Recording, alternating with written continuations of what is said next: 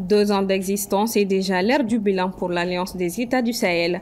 Entre ambition affichée, défis persistants et espoir de renouveau, où en est vraiment l'AES? Élément de réponse dans un instant. Nouvelle attaque terroriste au Mali, les cibles ne sont plus seulement humaines, mais aussi des infrastructures vitales, avec des impacts directs sur l'économie et le quotidien des Maliens. En vue de la rentrée 2025-2026, le ministère de l'Éducation nationale consulte les acteurs du secteur. Après les enseignants, ce mardi 16 septembre, place aux promoteurs d'écoles privées et aux parents d'élèves. Mesdames et messieurs, bonsoir. 2 ans déjà que le Mali, le Burkina Faso et le Niger ont uni leurs forces au sein de l'Alliance des États du Sahel, une confédération née dans la tourmente, mais portée par l'ambition de souveraineté et de solidarité. Quel acquis, quels défis et quelles perspectives pour l'AES? Le bilan avec Assetoumani Koulibaly. Le 16 septembre 2023, les chefs d'État du Mali, du Niger et du Burkina Faso ont signé la charte du Liptako-Gourmand qui a consacré la naissance de l'Alliance des États du Sahel. Depuis, les 3 pays se sont engagés à lutter contre le terrorisme sous toutes ses formes et à renforcer leur souveraineté commune. 2 ans après, plusieurs événements notables ont marqué l'aspect sécuritaire, parmi lesquels la neutralisation de chefs terroristes, l'acquisition de matériel militaire, la reprise des zones stratégiques, mais aussi l'annonce en 2024 de la création d'une force unifiée de 5000 hommes destinés à mutualiser les opérations dans l'espace commun. À la suite donc de la création de l'AIS, un mois plus tard, les États du Sahel ont décidé de créer ce qu'on appelle un espace intégré de défense. Un espace intégré de défense, autrement dit que ces États mettent en commun leurs efforts militaires pour faire face à toute menace extérieure, mais aussi intérieure. Une étape importante qui va dans le sens de la mise en place d'une force coalisée. À l'époque, donc, on a envisagé près de 5000 éléments. En avril dernier, eh bien, une sorte de défense aérienne où les chefs d'état-major des 3 États du Sahel se sont retrouvés à Bamako ici pour mettre en place les jalons d'une défense aérienne. Au Niger récemment, des attaques ont ciblé les forces de défense, entraînant de nombreux décès. Le Burkina Faso est aussi touché et une recrudescence d'attaques a été observée dans de nouvelles zones du Mali. Ces réalités soulignent l'urgence d'adopter des stratégies sécuritaires adaptées malgré les efforts en cours. Beaucoup reste à faire parce que nous sentons qu'il y a des velléités impérialistes derrière ces attaques terroristes sur l'espace AES.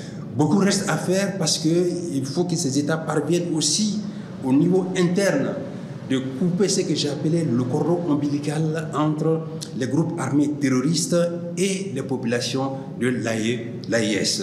Je pense qu'au niveau de la Confédération aussi également, il va falloir jouer sur cet aspect-là, mettre beaucoup l'accent sur cet aspect de la communication.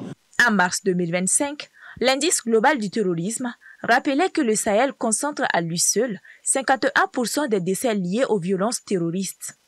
Le Burkina Faso et le Mali demeurent les plus touchés. En parallèle, le volet politique a évolué avec la mise en place d'un secrétariat permanent à Bamako et l'annonce de la Confédération des États du Sahel en juillet 2024. La coopération économique s'est traduite par l'adoption d'une feuille de route pour la libre circulation des biens et des personnes, des discussions sur une monnaie commune et le développement de projets énergétiques et miniers conjoints. Sur le plan diplomatique, l'AES a acté son retrait de la CEDEAO et du G5 Sahel, multiplié les accords militaires et stratégiques avec de nouveaux partenaires. 2 ans après, l'Alliance demeure un cadre de coopération en construction. Ces avancées sont visibles dans le champ sécuritaire et diplomatique, mais elle fait cependant face à des défis économiques et humanitaires. Et depuis plusieurs semaines, le pays subit une nouvelle vague d'attaques terroristes. Désormais, ce ne sont plus seulement les populations qui sont visées, mais aussi des infrastructures vitales. Des frappes ciblées aux lourdes conséquences pour l'économie et le quotidien des Maliens. Le point avec Djeneba Samaki. Les attaques récentes menées par des groupes armés ciblent des objectifs stratégiques, notamment les citernes de carburant et les chaînes d'approvisionnement. Ces derniers jours, ils ont imposé un blocus dans le sud et l'ouest du pays, zone frontalière avec le Sénégal et la Mauritanie, d'où proviennent chaque jour des produits vitaux pour l'économie. Une stratégie délibérée pour étouffer le pays économiquement, susciter une crise alimentaire et fragiliser l'État. La peur peut amener des opérateurs économiques à arrêter leurs opérations. L'autre fait qui est encore plus grave et plus insidieux, c'est que des opérateurs économiques peuvent être tentés de négocier avec des groupes terroristes pour bénéficier de leur protection et continuer leurs activités. Et ça va amener une source de financement pour eux, ce qui est dangereux. Alors, quelles sont les conséquences immédiates sur l'économie? C'est d'abord une rétractation. Les gens vont se rétracter, l'économie va observer dans un premier temps. Et la suite va dépendre de la réaction et de la réponse que l'État, que l'autorité va donner pour rassurer. La conséquence la plus visible de ces attaques est la perturbation de la fourniture d'électricité due certainement à une pénurie de carburant. Avec la destruction des citernes, les centrales thermiques qui sont tributaires du combustible ne parviennent plus à fonctionner de manière adéquate. Les coupures se multiplient, paralysant ainsi de nombreux secteurs. Programme parce que bon au coffre au midi les coupures d'électricité affectent tout, les commerces, les services et même la vie à la maison, ce qui rend le quotidien très difficile. Bon, ni courant ya do téléphone na zé charger. Ara koni be demi journée de ça. O mu ni ay baraga sokoma, an se baraga journée to kono. C'est-à-dire que na courant so de 6h à midi.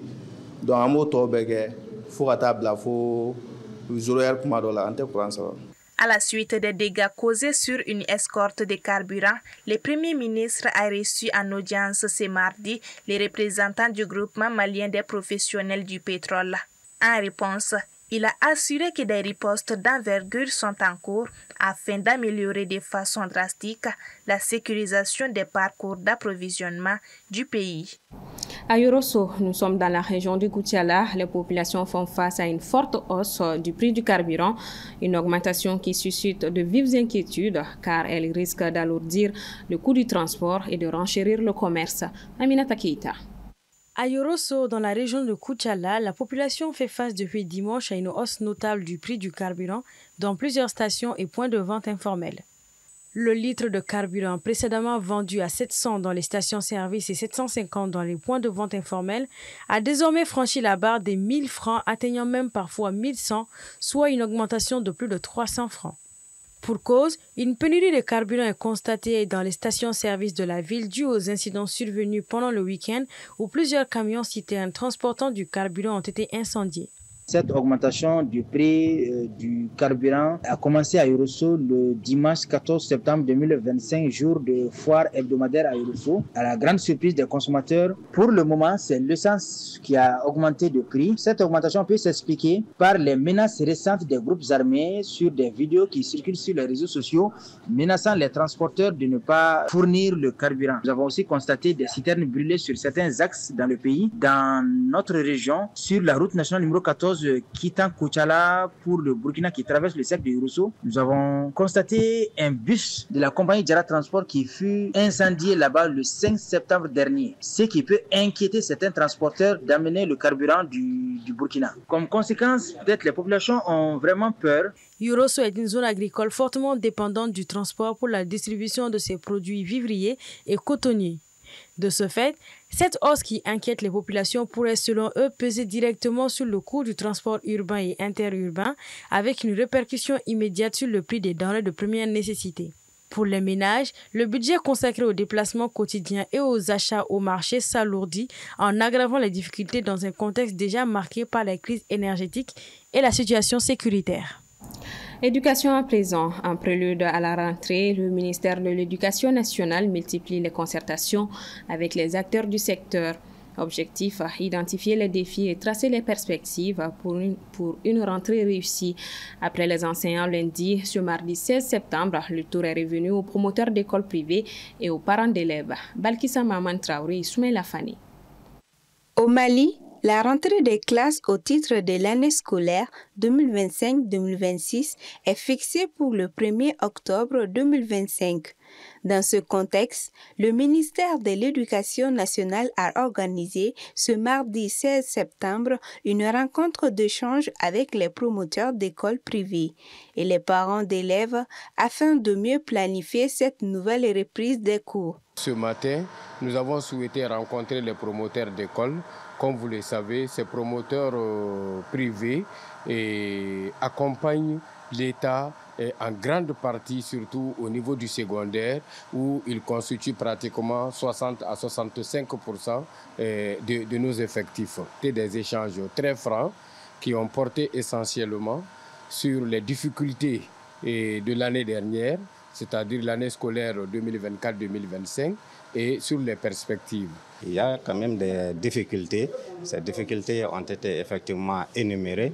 Donc le ministère de l'Éducation prendra toutes les dispositions nécessaires pour y faire face et apporter les solutions nécessaires dans la mesure du possible et conformément au texte qui régisse effectivement le système éducatif malien.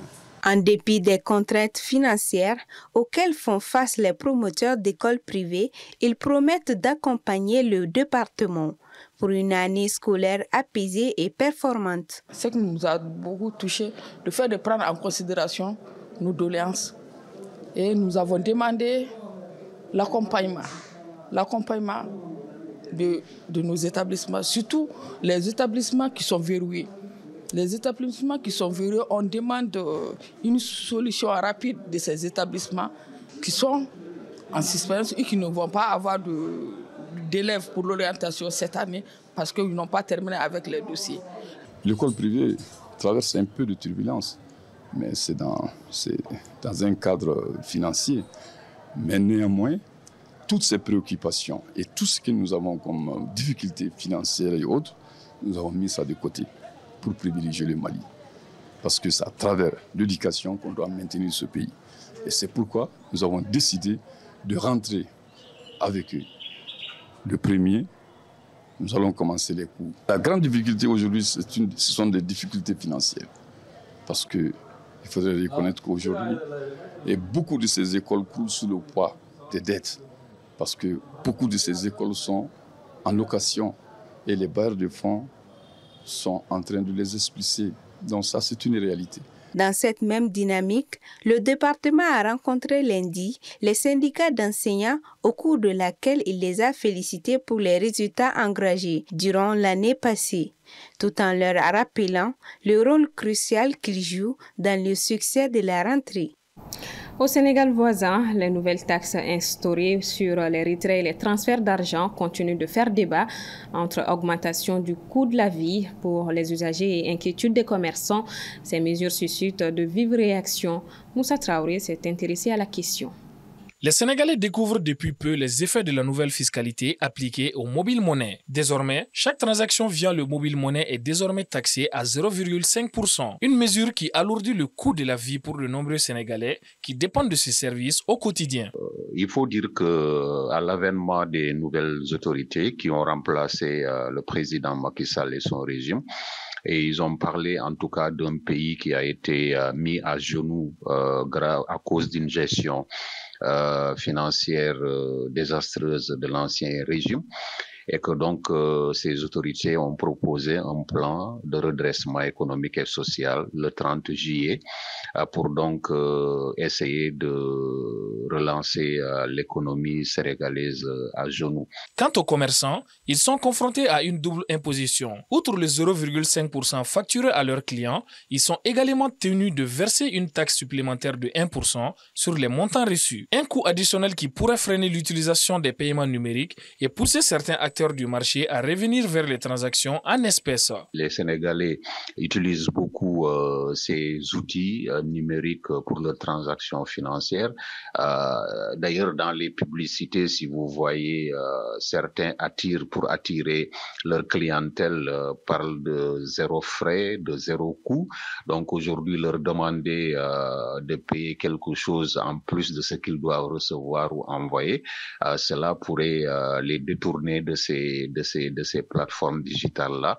Et on connaît le Sénégalais, il peut tout de suite adopter un plan B, c'est le retour au paiement en espèces. Pour le gouvernement sénégalais, cette taxe vise à élargir l'assiette fiscale et renforcer les recettes publiques. Mais plusieurs analystes redoutent un frein à l'inclusion financière et à la digitalisation de l'économie.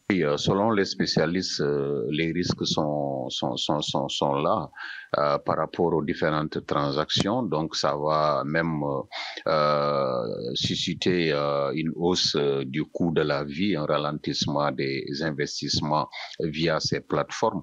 Donc c'est un risque qui pourrait donc perturber l'ordre déjà établi. Entre impératifs budgétaires et nécessité de prévenir l'innovation, le Sénégal se retrouve face à un défi de taille. Ne pas fragiliser un secteur devenu incontournable pour l'économie et le quotidien des populations. Puis au Tchad, le gouvernement lance une révision constitutionnelle majeure. Présentée comme des ajustements techniques, elle élargit le mandat présidentiel et bouleverse l'équilibre des institutions, provoquant des critiques sur la concentration du pouvoir. Fatoumata Wassiou. Au Tchad, les députés ont massivement adopté le rapport de la commission spéciale mise en place au sein de l'Assemblée nationale pour réviser la Constitution de décembre 2023 ce lundi 15 septembre. L'allongement du mandat présidentiel de 5 à 7 ans, assorti de la levée de toute limitation effective, constitue la mesure phare de cette révision. Présentée comme un moyen de stabiliser la gouvernance et d'harmoniser les mandats électifs, la réforme touche également à la création d'un poste de vice-premier ministre et à l'instauration d'un financement public des campagnes électorales.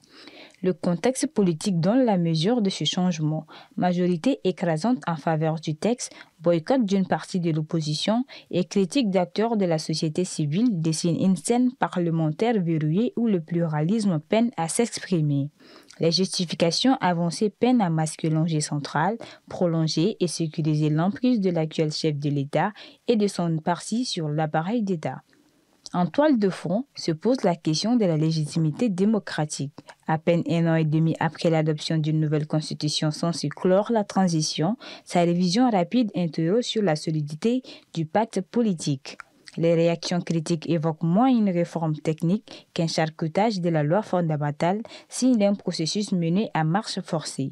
Au-delà des considérations juridiques, c'est bien la trajectoire politique du Tchad qui se joue. Si le texte est entériné en octobre, il redéfinira durablement les règles du jeu, renforçant le pouvoir exécutif dans un pays déjà marqué par la personnalisation du pouvoir.